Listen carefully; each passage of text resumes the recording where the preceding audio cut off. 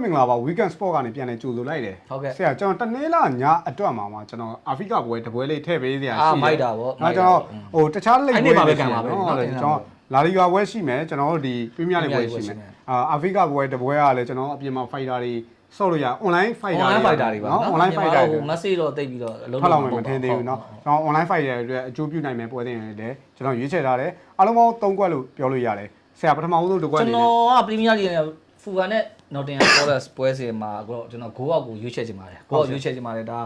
2.80ပေါ့နော်2.80မှာဂိုးအောက်ကြေးအောင်နေကျွန်တော်54.8ရာခိုင်နှုန်းရှိပါတယ်အဲ့တော့ခြေစွန်းအရဒါ formula အရပြောတာပါဂိုးအောက်ကိုကြိုပြီးတော့ရင်းနှီးမြုပ်နှံထားတင်ပါတယ်အဲ့တော့လက်ရှိခြေစွန်းအရပြောမယ်ဆိုဖူဂါတော့အိမ်ဝင်တဲ့ပွဲဆက်တော့ရှုံးပွဲတွေ့ထားတယ်ဒါပေမဲ့ခြုံကြည့်မယ်ပေါ့ဗျာဖူဂါရေဘူးကပေါ့ January အနေနဲ့ဖူဂါရဲ့ league အိမ်ဝင်ခြေစွန်းကိုခြုံကြည့်မယ်ဆိုရင်တော့ကျွန်တော်ကတော့စိုးလာတယ်ဆိုတဲ့စင်းလေးကိုမထည့်ချင်ဘူးနောက်ဆုံး10ပွဲမှာ3ပွဲရှုံး4ပွဲနိုင်တပွဲတည်ကြတဲ့ခြေစွန်းအဲ့တော့ Man City ကိုအိမ်ဝင်မှာ 4-5 နဲ့ရှုံးခဲ့တဲ့ပွဲမှာတော့ဖူဟန်ကစားပုံကကောင်းတယ်တိုက်စစ်ကလည်းတကယ်အလုပ်လုပ်နိုင်တဲ့အနေအထားမျိုးပြောရရင် Man City ကိ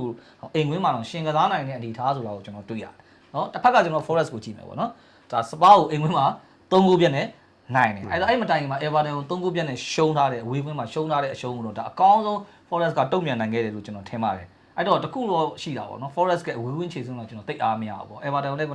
3-0နဲ့ရှုံးတယ်အဲ့မတိုင်ခင်မှာနောက်ဆုံးဒ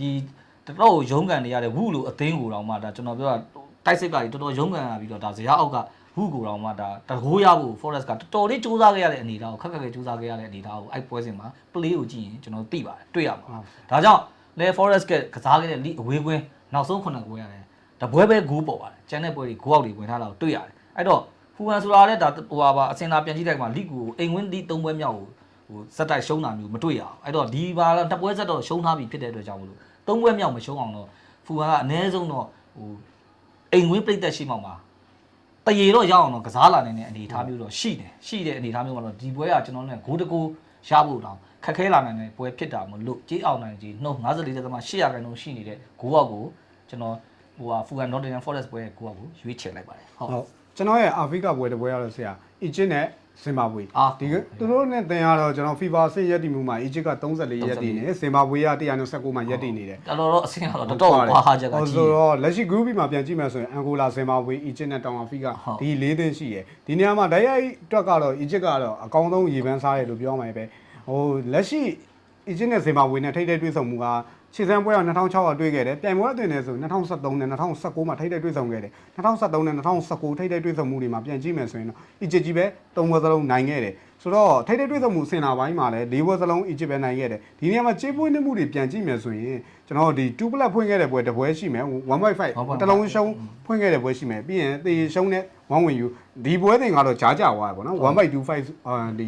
2 byte ဆိုပြီးတော့ဖွင့်ထားတဲ့အနေအထားဆိုတော့ဒီနှစ်သင်းရဲ့အစင်လာမှာပထမဦးဆုံးချိန်ဖွင့်ထားတဲ့အနေအထားလက်ရှိအီဂျစ်မှာကျွန်တော်ပြန်ကြည့်မယ်ဆိုရင်အီဂျစ်ရဲ့ကစားသမားစုဖွဲ့မှုပိုင်းကဇင်ဘာဘွေကိုမနိုင်တဲ့အကြောင်းမရှိဘူးလို့ကျွန်တော်ထင်တယ်လက်ရှိအနေထားရလဲပထမဦးဆုံးပွဲမှာကျွန်တော်ဟိုပရီးမီးယားလိဂ်မှာလည်းတိတ်ပြီးတော့ဟိုအများကြီးပွဲထွက်ခွင့်မရခဲ့တဲ့ဆာလာတို့မာမုစ်တို့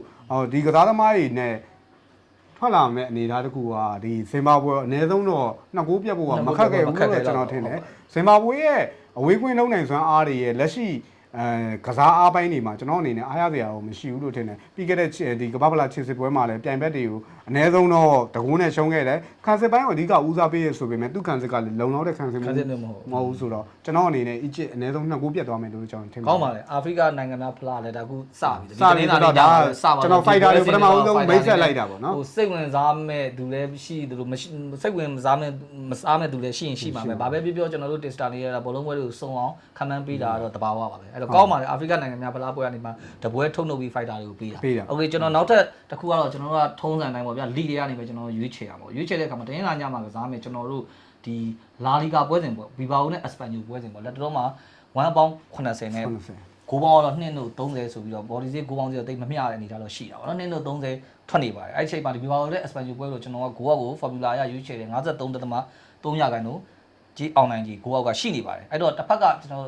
ခြေစွန်းအနေထားကိုကြည့်မယ်ဆိုတော့ဘီဘာအိုကဒီတော့မှာတိုက်စစ်ပိုင်းမှာတော်လေးရုံးကန်နေရတာကိုတွေ့ရပါတယ်စပိန်စီကန်တာနှစ်ကကလပ်အသိန်းကိုတောင်းတာစပိန်ဖလားမှာတကိုးမှမသွင်းနိုင်မဲ့ဇီးဇီးတည်ကစားခဲ့တာကိုတွေ့ရတယ်နော်အဲ့တော့တော်ဆိုးတယ်ပြိုင်မဲဆိုနောက်ဆုံး5ပွဲမှာဘီဘာအိုတိုက်စစ်ကလည်းတကိုးပဲသွင်းနိုင်တယ်ကြံ4ပွဲစလုံးကိုဂိုးမသွင်းနိုင်ဘူးအဲ့ဒီနောက်ဂိုးအောက်4ပွဲစက်တက်ကလည်းဂိုးအောက်ကိုဝင်ထားတာကိုတွေ့ရပါတယ်အဲ့တော့ဒါ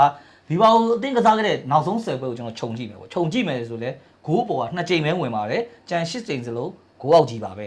ထူးခြားတာအဲ့ဒီ10ပွဲစလုံးမှာအပြန်အလှန်သွင်းဂိုးတွေကိုလုံးဝမမြင်ရတဲ့ဟာတကယ်ကိုဒီပါကိုရဲ့ထူးခြားချက်အနေနဲ့တွေ့ရတယ်အဲ့တော့တစ်ဖက်က Espanyol ကိုကျွန်တော်ကြည့်ပြန်တော့လေ Espanyol ကလည်းကစားခဲ့တဲ့နောက်ဆုံး10ပွဲမှာ2ပွဲပဲဂိုးပေါ်ပါတယ်ကြံပွဲ10ပွဲစလုံးဂိုးအောက်ဆိုတော့2ယောက်ကတူနေ2သင်းကတူနေတယ်နောက်ဆုံး4ပွဲဇက်တက်ကလည်းအပြန်အလှန်သွင်းဂိုးမမြင်ရဘူးဂိုးအောက်ကြီးပဲအောင်ထားတယ်အဲ့တော့ဒီပါရဲ့အဆုံးသက်ဂိုးသွင်းမတိကြမှုတွေဒီဘော possession ပေါ့ဘောလုံးကိုကင်ပြီးမကစားနိုင်တဲ့အချက်တွေက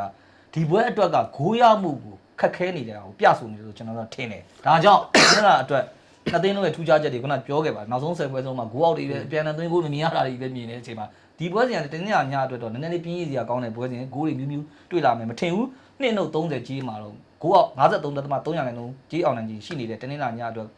ဒီပွဲစဉ်ကိုတော့ဂိုးအောက်ကိုကျွန်တော်ရွေးချယ်ဖြစ်ပါတယ်အဲ့တော့ကျွန်တော်တို့တင်းနေညအတွက်3ခွက်3ခွက်တက်တယ်နော်ကျွန်တော်ပြင်းပြလိုက်တဲ့ကဖူဟန်ပွဲစဉ်မှာဆိုရင်ဖူဟန်နဲ့နော်တင်ဟန်ပွဲစဉ်မှာဆိုဂိုးအောက်ရွေးခဲ့တယ်ကျွန်တော်လာလီဂါတွေကဆိုရင်တော့ဘီဘောင်နဲ့အစပန်ဂျိုပွဲစဉ်မှာလည်းဂိုးအောက်ပဲကျွန်တော်တို့ဒီအာဖရိကပွဲစဉ်မှာဆိုရင်အီဂျစ်နဲ့ဇင်ဘာဘွေနဲ့ပွဲစဉ်မှာဆိုလည်းကျွန်တော်အီဂျစ်ဘော်ဒီကိုရွေးချယ်ပေးခဲ့တယ်အားလုံးပဲအကျိုးမြတ်ရပါသေးဗျ